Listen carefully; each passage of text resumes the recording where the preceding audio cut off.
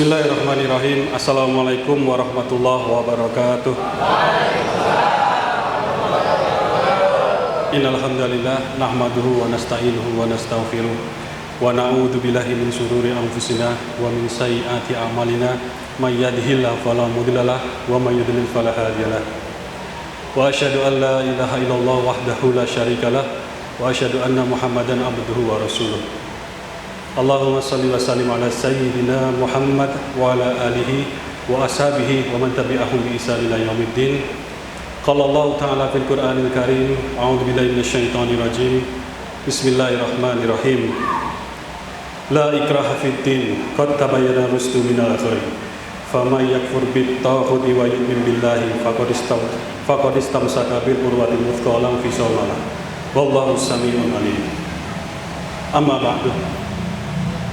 Terima kasih tadi atas perkenalan singkatnya jamaah Masjid Masjid Jami' Rahmatul Umat yang dimuliakan Allah Subhanahu wa taala. Ini luar biasa, ini tadi Pak Imam 30 menit 20 rakaat, Pak. Jadi kira-kira 1 rakaat 1 menit lebih sedikit. Jadi kita lumayan tadi mengikutinya, alhamdulillah. Dan kesempatan ini melihat atau mendengar semangat para jamaah tadi, teriakannya amin, amin. Jadi ini saya akan langsung pada poin utama saja. Jadi pada kesempatan malam ini saya ingin mengajak semuanya untuk membicarakan tentang keadilan. Ya kira-kira 10-15 menit saja, jangan terlalu lama karena kita menunggu witir juga. Tentang keadilan. Keadilan apa yang kita bicarakan di sini? Segala macam keadilan. Terutama keadilan ekonomi. Terutama keadilan pendidikan. Terutama keadilan kesehatan. Keadilan untuk kita rakyat kecil. Kira-kira Bapak Ibu, adik-adik sekalian, sudah adil belum hidup kita ini sebagai warga negara Indonesia? Wah, semangatnya luar biasa. 20 rakaat 30 menit, aminnya kuat, jawabannya juga kuat. Belum. Sudah adil belum? Sebelum masuk ke sana, saya ingin membacakan satu ayat dari surat Ibrahim ayat 24.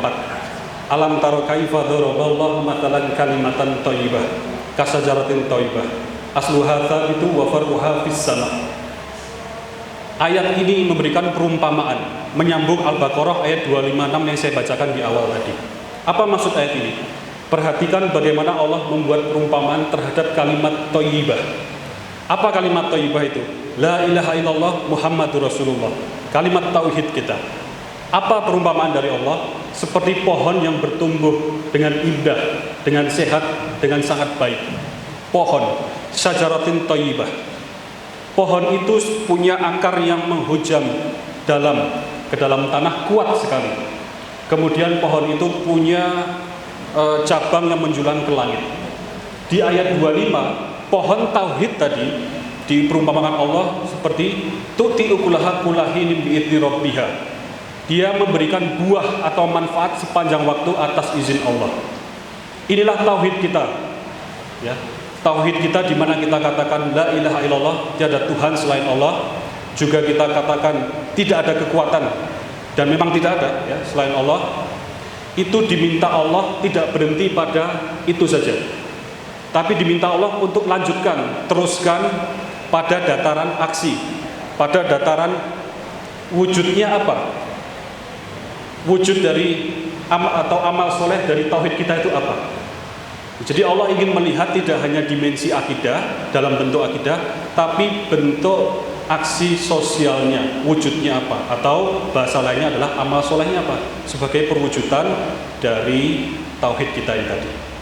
Di ayat 256 Al-Baqarah tadi, yang dibacakan di awal tadi, famay yakfur bit taghut, barang siapa yang mengingkari taghut atau kekuatan yang seakan-akan mengimbangi Allah, yang jelas tidak ada itu. Kemudian wa yu'min billah, dan beriman kepada Allah, maka faqad istamsaka bil urwatil wuthqa lam fisama lah. Dia seperti berpegang pada tali yang sangat kuat, La infisam, tidak ada kerapuhan, tidak akan lepas. Ini ketika kita mengucapkan dan kemudian mengucapkan tauhid dan juga beriman kepada Allah. Nah sekarang selanjutnya, amal solehnya. Apa yang bisa kita lakukan atau apa yang harus kita lakukan? Jamaah sekalian, Bapak Ibu, adik-adik, dalam surat Ali Imran ayat 104 Allah berfirman, wal takum minkum ummah, sesuai nama masjid ini juga, ya.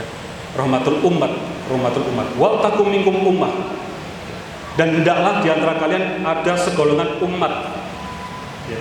Wal takum minkum ummah yad'una ilal khair, berseru pada yang bajikan, kepada yang baik, kemudian beramar ma'ruf nahi munkar. Wal takum minkum ummah yad'una ilal khair wa ya'muruna bil ma'ruf wa yanhauna 'anil munkar wa ulaika humul muflihun.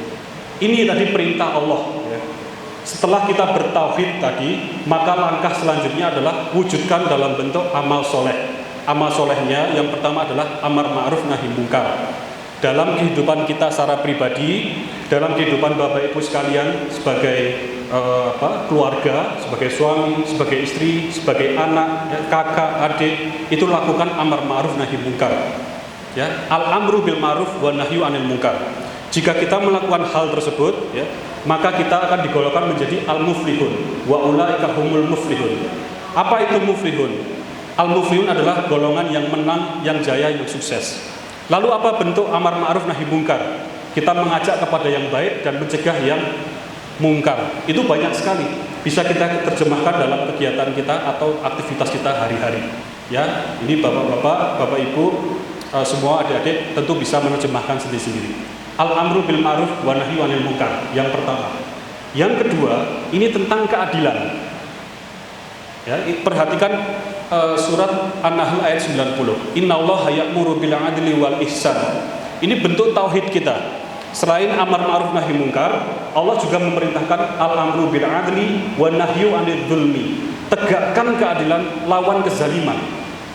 Ternyata yang tadi kita bilang di awal sudah adil atau belum, dan kita tadi sebagian besar merasa belum, ya, itu harus kita lawan.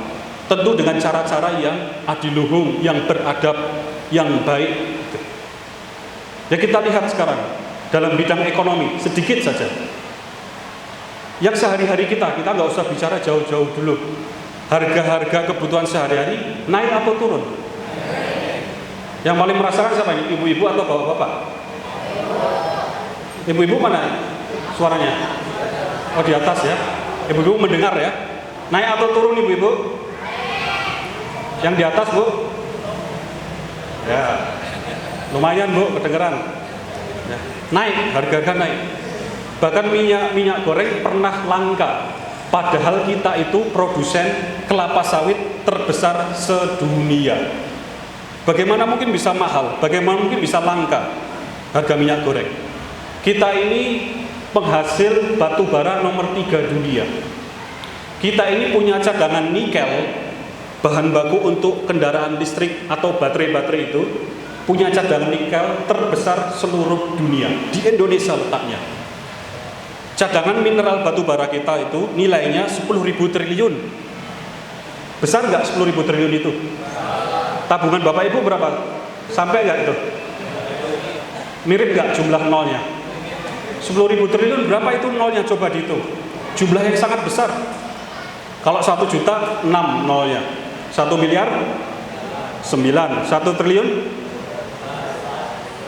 berapa? 12. 10.000 triliun belas-belasan. Banyak sekali. Itu cadangan mineral batu bara di bumi Indonesia. Emas kita nomor 10 dunia. Perikanan kita nomor 1 dunia. Masalahnya, kekayaan alam tadi, manfaatnya atau kemakmurannya sudah sampai ke kita atau belum? Itu hak kita. Undang-Undang Dasar 1945 mengatur itu semua adalah hak kita, pasal 33. Ya, segala macam kekayaan alam yang menyangkut kebutuhan hajat hidup orang banyak harus dikelola oleh negara. Sesungguhnya itu harus dikembalikan kepada kita. Kenyataannya dia masih macet atau mandek di 1-2 putaran kelompok saja. Kelompok konglomerasi, kelompok oligarki, kelompok orang-orang yang tidak memikirkan rakyat. Itu kenyataannya.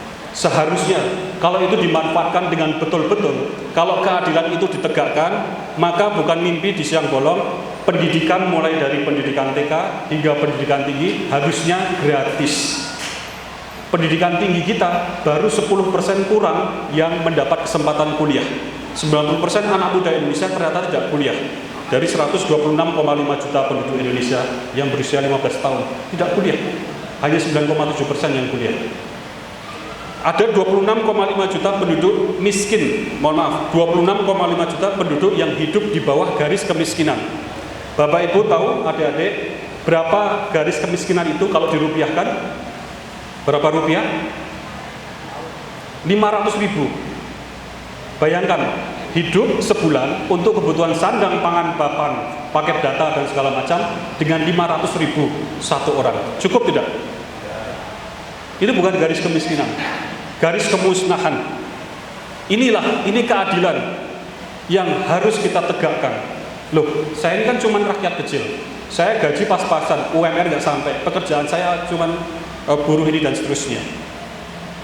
Ingat di surat Al-Baqarah ayat 30. Derajat kita itu begitu tinggi dan Allah tidak melihat dari pekerjaan kita. Alat ukur Allah adalah satu, ketakwaan, bukan pekerjaan, bukan tempat tinggal, bukan posisi, bukan gaji. Wa idz qala rabbuka lil malaikati inni ja'ilun fil ardi khalifah. Kita ini adalah khalifah, dalam arti mewakili, diberikan Allah amanah untuk tugas-tugas tertentu di muka bumi ini. Itu malaikat pada protes, Bapak Ibu.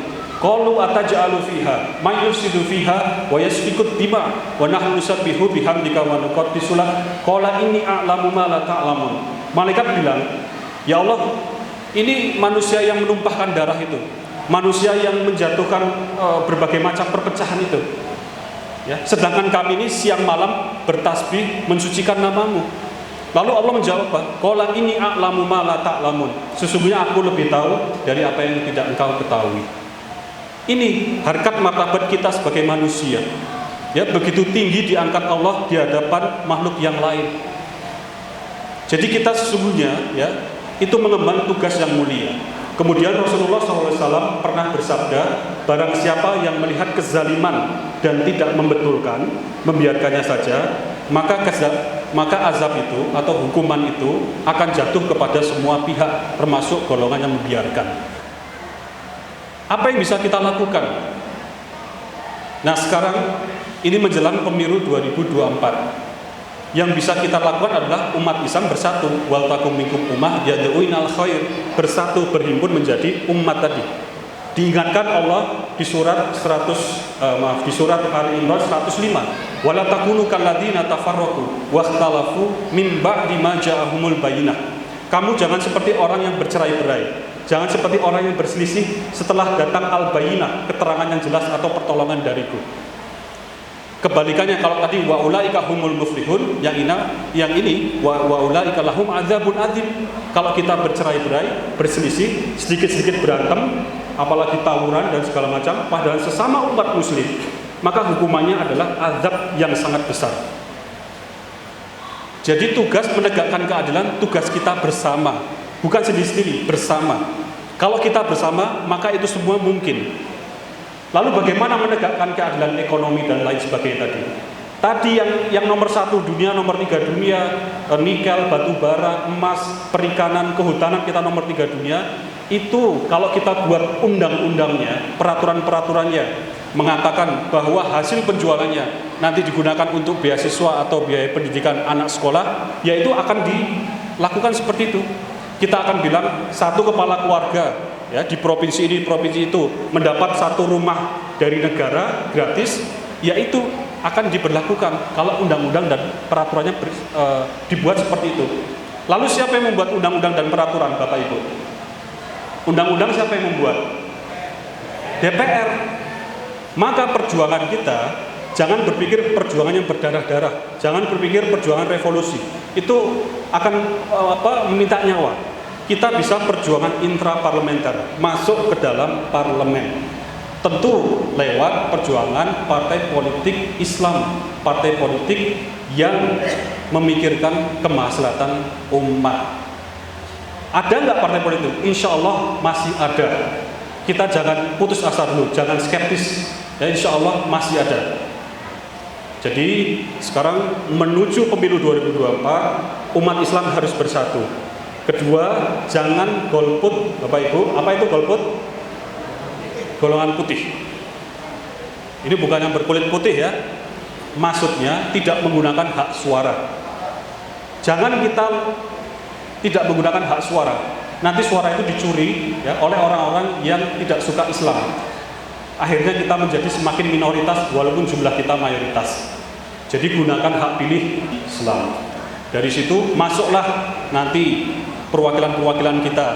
Bahkan ini dari penjaringan ya. Penjaringan ya. Ya, penjaringan ya. Dari warga penjaringan bisa juga mengirimkan ya warga terbaiknya untuk menjadi calon anggota legislatif lewat partai-partai Islam. Sangat mungkin. Jadi aspirasi yang ada di sini itu tidak hanya menjadi aspirasi yang kosong saja, tapi akan diketok palu menjadi undang-undang ataupun peraturan-peraturan. Jadi kiranya demikian ya, karena ini di sela-sela antara witir dan sudah 17 menit lebih ya. Insya Allah nanti mungkin kita sambung dalam kesempatan berikutnya. Tapi sebagai umat Islam kita harus memenuhi panggilan seruan dari Allah dan Nabi. Ya, tadi kita sudah diseru di surat Ali Imran 104, 105 dan juga diseru oleh Rasulullah SAW lewat hadisnya.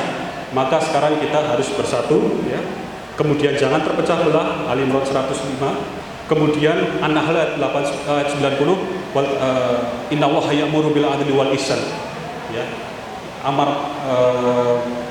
Tegakkan keadilan dan lawan kezaliman.